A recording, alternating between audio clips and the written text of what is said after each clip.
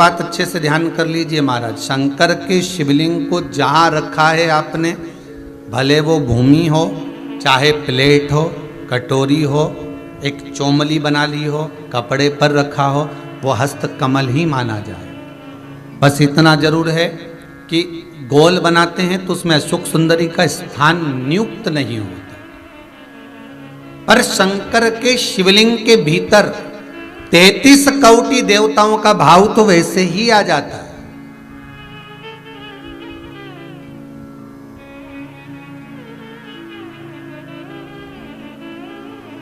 किसी ने एक प्रश्न किया, गुरुजी आप बताते हो कि कमर दुखे, हाथ पैर दुखे, पांव दुख रहे हो, कमर दुख रही हो, पीठ दुख रही हो, सिर दर्द हो रहा हो, तो शंकर जी के मंदिर में जाकर शंकर जी की शिवलिंग की बेलपत्र उठाकर शंकर जी के शिवलिंग को देखकर चबा चबा कर खाना है। तो हम ऐसे बेलपत्र खा लें तो घर पर ले जाकर शिवलिंग देखकर क्यों? तो शास्त्र कहता है कि उसके प्रतिबिंब से, उस शिवलिंग के स्वरूप से जो किरण निकलती है, उस किरण से ही तो हमें रोग मिटाना है।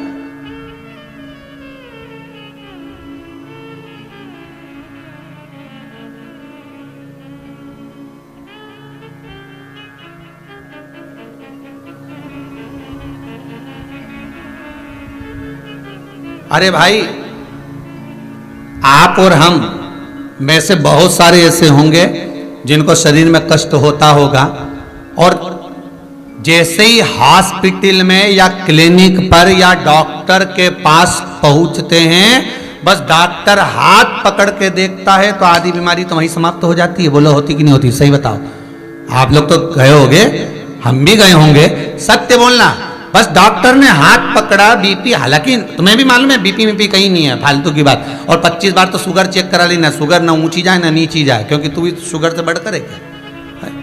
तो अपन भी तो हृदय से मीठा बोलते हैं, तो अपन कम, तो वो सब जांच करा ली, कहीं नहीं निकला। तो कई माताएं आके बोलती है, गुरुजी हमने खूब जांच कराई रे महाराज, कहीं नहीं निकला, पर समझ में नहीं आया, उसके बाद भी पांव दुखे। अर्थात डॉक्टर के पास जाते हैं तो आधी बीमारी तो यही समाप्त हो जाती है, डॉक्टर के पास पहुंचने से बीमारी समाप्त हो जाती है। तो आखिर कारण क्या है कि शंकर का शिवलिंग का दर्शन करें और फिर बेलपत्र को खाएं। अर्थात शिव के शिवलिंग स्वरूप में से जो किरण निकलती है, उसका स्वरूप, उसका आनंद हमारे रोग को वैसे ही हरण कर लेता, हमारे रोग को वैसे ही समाप्त कर देता।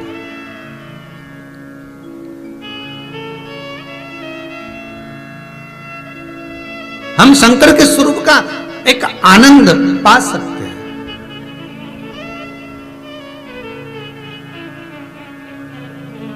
चलो जाने दो, एक और सरल भाषा से समझो। किसी मंदिर में, ये कभी तुमने किसी पुराण में लिखा कि राम जी के मंदिर में जाके एक लोटा पानी चढ़ाओ, कन्हैया जी के मंदिर में चढ़ाओ, माता जी के मंदिर में, भैरव जी के मंदिर में, हनुमान जी के मंदिर में, 33 कोटि देवता का कहीं नहीं लिखा कि एक लोटा पानी चढ़ाओ। पर पुराण में लिखा शंकर के मंदिर में जाओ तो एक लोटा पानी चढ़ाओ, शिवलिंग पर जल चढ़ाओ, गंगा जल चढ़ाओ, जल चढ़ाओ, पर चढ़ाओ जरूर। क्यों लिखा? कारण क्या था?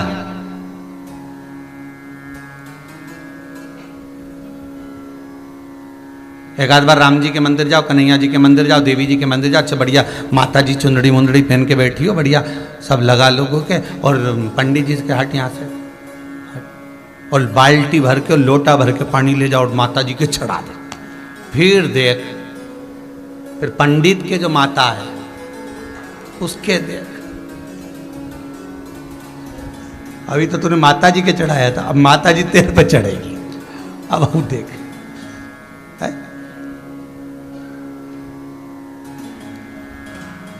कहीं लिखा है ऐसा? है? पर नहीं, शिव के लिए लिखा है कि जल चढ़ाओ शंकर के शिवलिंग पर। क्यों?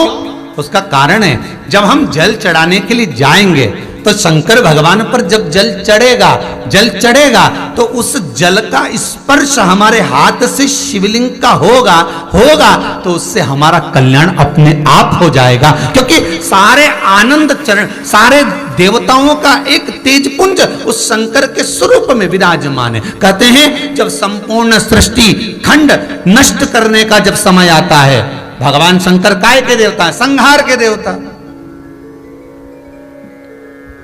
जब भगवान शिव संहार के देवता हैं, जब संपूर्ण सृष्टि खंड समाप्त होने का समय आता है, पूरी पृथ्वी जब जल में मग्न होने वाली रहती है, तब 33 कोटि देवता आते हैं और भगवान शिव जी से निवेदन करते हैं, सब कुछ आकाश पताल तलातल रसातल सब नष्ट होने वाला है, क्या करा जाए। शंकर भगवान कहते हैं आप सब मेरे पास में आ जाओ और मुझ में समा जाओ। 33 कोटि देवता शंकर के अंग अंग में समा जाते हैं। हम कहते 3.5 करोड़ रोम छिद्र ये मनुष्य के शरीर में है। शास्त्र कहता है 33 कोटि देवता भगवान शंकर के शरीर में है। जब भगवान शंकर के शरीर में 33 कोटि देवता विराजमान हो जाते हैं, शिव के भीतर विराजमान हो जाते हैं, तो हम जल केवल एक देवता को नहीं चढ़ाते, 33 कोटि देवता को चढ़ाकर उसका पुण्य अर्जन कर लेते हैं, पुण्य प्राप्त कर लेते हैं। 33 कोटि देवता को चढ़ा।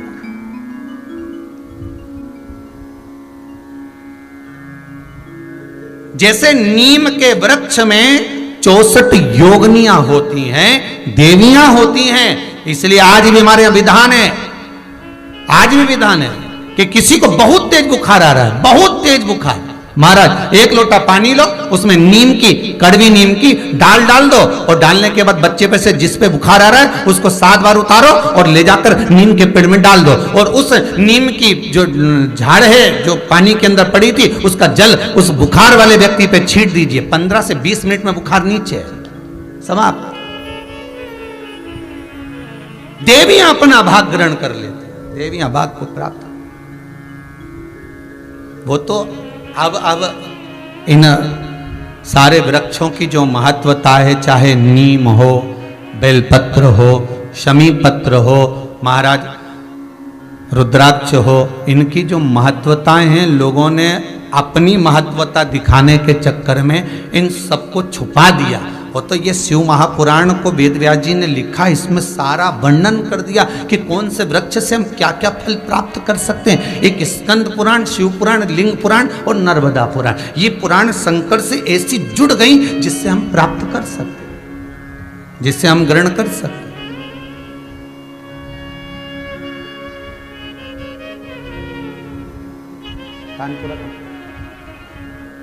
भगवान शिव के आनंद, और जब भगवान शिव सुख प्रदान करे, आनंद देवे, शिव महापुराण की कथा कहती है,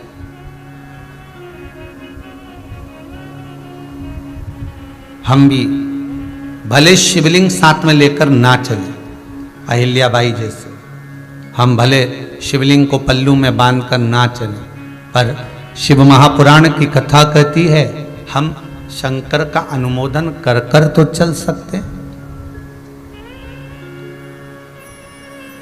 हम शंकर का स्मरण कर कर तो चल सकते हैं।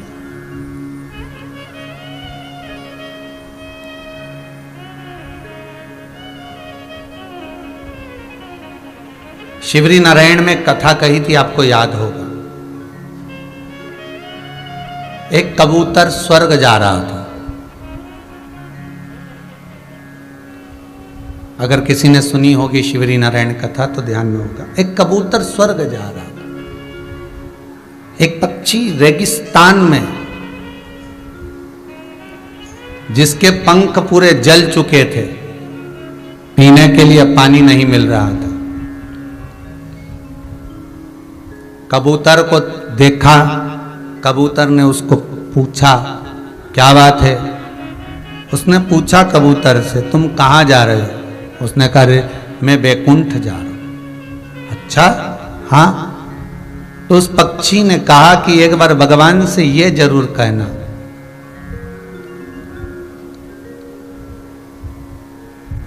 एक बार भगवान से ये निवेदन जरूर करना मेरी ओर से कि मैंने कौन सा पाप करा जो मुझे रेगिस्तान में पटका, पंख जल गए, पानी पीने को नहीं मिल रहा, अन्न खाने को नहीं मिल रहा, तिनका मात्र प्राप्त नहीं हो रहा। भगवान से मेरी ओर से कह तो सकते हो तुम इतना? कबूतर ने कहा ठीक है, मैं जा रहा हूं, कहने में क्या जाता है, कह दूंगा।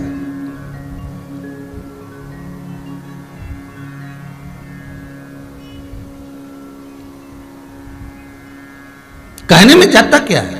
वो मेरे को कहने में कुछ नहीं जाता, मैं कह दूंगा।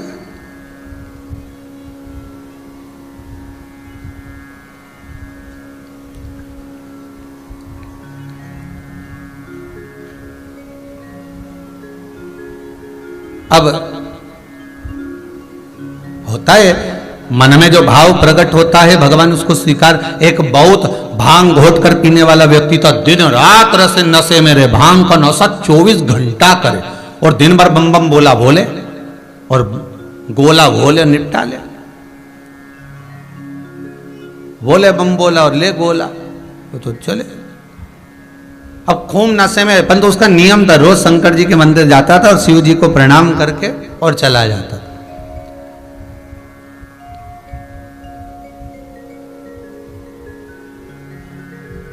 अब आज इतना नशे में हो गया कि शंकर जी के मंदिर की जगह गणेश जी के मंदिर पहुंच गया। अब गणेश जी के मंदिर पे जाकर खड़ा हो गया और बिल्कुल नशे में था, भांग के झूम रिया था, भोला भोला करता करता शंकर जी को देख रिया। तो उसको शंकर जी तो कहीं दिख ही नहीं रहे। अब मन में बड़बड़ा रहा, बताओ आज बाप की जगह बेटा है। अब उसको ये नहीं मालूम कि शंकर की जगह गणेश जी का मंदिर है, आज बाप की जगह बेटा। अब बहुत देर तक सोचता रही अब करूं क्या। उसने इंतजार भी करा कि शंकर जी आएंगे, मंदिर चेंज हो जाएगा, फिर नीरी आ गया। तब उसने पिताजी से कह देना आया था, चला गया, चला गया। भाव देखिए उसका, भले गोला था पर मुख से भोला बोल कर गया। उसकी शुद्धता शिव में थी।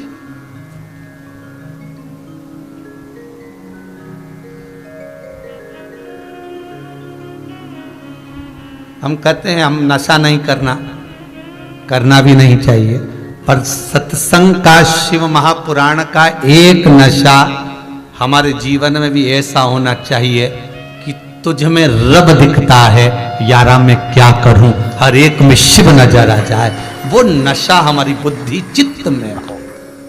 और है ऐसा नहीं कि नहीं है। कई लोग टीवी खोलते तो यही देखते हैं कब शिव पुराण आ रही है, जरा देखो, जरा चैनल चेंज करो, कौन सी टीवी पे आ रहा है, अभी इस पे आ रहे थे, अब इस पे आ रहा है, अब देखो जरा कौन से पे, तो चेंज कर करके देखते रहते, कितनी बजे कितनी पल। पड़ोसन को फोन लगाएंगे, क्यों कोई आया क्या सियोर वाला महाराज का कोई समाचार, देख दे जरा, है कोई अच्छी कोई क्लिपिंग आई है तो हमारे भेज देना। एक एक व्यक्ति 50-50 60 ग्रुप में भेजे, जरा देख तो जरा कोई अच्छी बात आई हो तो जरा भेज जरा। अब भगत शिव का तुम कह देना भगवान से कि मेरे को इतना दुख क्यों दे रहा है। तो पहुंच गया कबूतर ऊपर और धर्मराज के पास गया। धर्मराज ने पूछा क्या बात है कबूतर, तुम दुखी दिख रहे हो, तुम तो बैकुंठ जा रहे हो, तो तुम्हें तो प्रसन्न होना चाहिए। नहीं, दुख इस बात का है कि नीचे एक पक्षी मिला था मुझको, बेचारा बड़ा दुखी था, उसके पंख जल गए, उसके पास में खाने पीने का कुछ नहीं है, कुछ कृपा कर दो ना आप, मेरी तरफ से कृपा कर दो, मैं विनती कर रहा हूं, कुछ तो कृपा करो। धर्मराज ने कहा बहुत पापी है वो, उसको भुगतना पड़ेगा, भोगना पड़ेगा।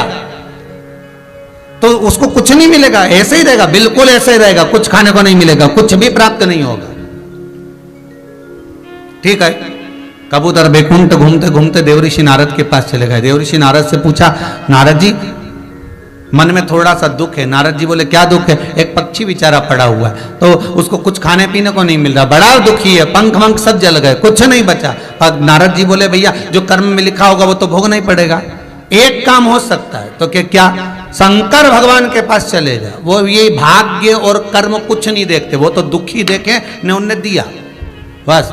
उनको तो जिसने बोला बम बम बोला और उन्होंने दे दिया सोने का हंडा उठा के तुरंत। जब चोर को कुबेर बना सकते हैं तो तू तो जा। अब शंकर जी के पास पहुंच गया। भोलेनाथ जी बोले क्या, वो पक्षी बेचारा है ऐसा। शंकर भगवान बोले जो कर्म करा है तो भोगना तो पड़ेगा, पर सुन किसी से मत बोलना, उसको जाके किया क्या, बस इतना बोल दे कि जितना दुख मिल रहा है ना, हर दुख में एक ही बात के वारे प्रभु बड़ी कृपा करी, बड़ी कृपा करी, इतना जोरदार दिया, बड़ी कृपा करी, बस इतना कहना चालू करवा दो उससे, बाकी कुछ मत करना। अब भोलेनाथ तो भोलेनाथ ऐसे ही काम करवाते हैं। जा बस इतना बोल दे, हर चीज में वो कृपा करना कि भगवान बड़ी कृपा करी प्रभु आपने, बस इतना बोल, ठीक है, बोल दिया। उस पक्षी ने पूछा कबूतर तू वापिस आ गया, तूने मेरा बोला? हाँ, भगवान से बात करी थी, एक सामने मना कर दिया, पर शंकर जी बोले कि ऐसा बोल कि बड़ी कृपा करी। तो क्या काई की कृपा करी? मैं तो पंख जल कर के कृपा करी। तो बोलने में क्या जाए, बोलता रहे, बोलने में क्या जाए, बोल।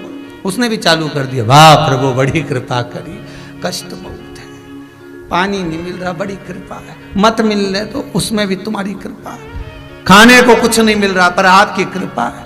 एक दिन भगवान विष्णु लक्ष्मी जी के साथ घूमने निकले, घूमते घूमते लक्ष्मी जी रूठ गई। लक्ष्मी जी ने नारायण जी कहा प्रभु ये क्या है? भगवान विष्णु बोले क्या है बताओ?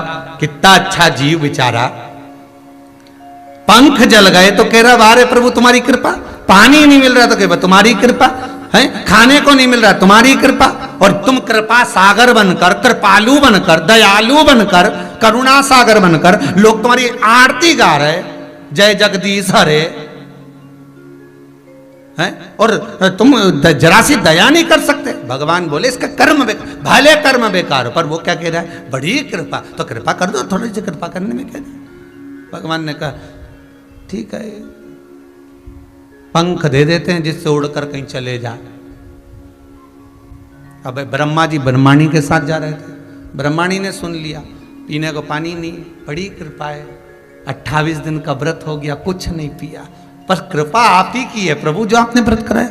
ब्रह्माणी बोले कितना पाप लगेगा ब्रह्मा जी आपको।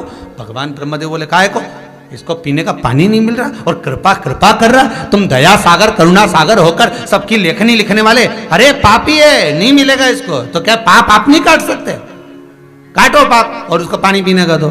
भगवान ने कृपा कर दी, पीने का पानी मिल गया। अब जा रहे थे भोलेनाथ, अब वो तो विश्वनाथ, विश्वनाथ का मतलब भरण पोषण करने वाला, खाने को देने वाला। पहुंच गए, पार्वती जी बोली कितना दुखी है। भगवान शंकर बोले आग भी मैंने ही लगाई है, ये जो पंख और पानी मिला है, पर बोलूंगा नहीं। पार्वती जी, अच्छा पति की आदत रहती है कितना दान कर कर आ जाता, कभी नहीं बताता, और पत्नी हमेशा सोचती मेरा पति बहुत कंजूस, बहुत कंजूस।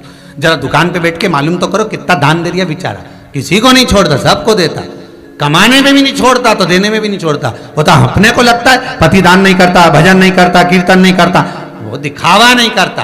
तुम्हारे जैसे 4 घंटे तक अगरबत्ती लेके बैठ गई, उसको दिखावे खावा नहीं आता, वो तो बस अपनी मर्जी से जो पढ़ना है पढ़ लेता है, मन से जाप कर लेता है, स्मरण कर लेता है, भजन कर लेता है, दिखावा दिखावा नहीं करता, उसको कुछ नहीं आता, फालतू की बात है ये। बेटा बेटी के ब्याह में देखना तुम, माँ कहती है सब चीज जमा के रखो, जमा के, मंगलसूत्र वहां रखो, हार वहां रखो, पाटली वहां रखो, और वो चप्पल इधर रखो। जब वो बहू को चढ़ावा चढ़ता है ना या लड़की को कुछ देते तो सब दिखावा कर कर, और पिताजी का रखा ही है ना, रखे डब्बा बंद रखा है तो खोलो तो सबको दिखना चाहिए। अब पत्नी मैं शादी में भी न करे, खोलो खोलो, और वो पति के रख दिया ना, सबको मालूम है अपन ने दिया, उसमें क्या नहीं नहीं सबको दिया। और कई कई नाम लिखो अलमारी पे, भैरूलाल, गणपत लाल, हरि किशन, श्रीधर, वेणुधर, राम गोपाल, पांडे, तब पूरा इतना बड़ा नाम लिखा अलमारी पे, ऐसा लगा जैसे पूरी धर्मशाला दान करी हो, पूरी लिखा। एक हमारे पास भी आए थे, कहे ये आश्रम में जो पंखे लगेंगे इस पे हम अपना नाम लिख के टंगवा दें। हमने कहा बेटा नाम लिख दिया तो तुम भी टंग जाओगे, इसलिए ध्यान रखो। और जैसा नाम घूमेगा वैसे घूमता रहेगा। ये शंकर है, ओ गणदानी, भोलानाथ है, शंभो,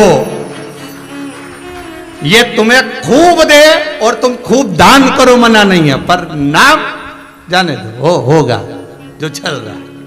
ये पंखे पे कहीं लिखा है, एक पंखड़ी पे लीलाबाई, एक पंखड़ी पे कमलाबाई, एक पंखड़ी पे बिमलाबाई, और बीच में जो बचा भेरू किशन।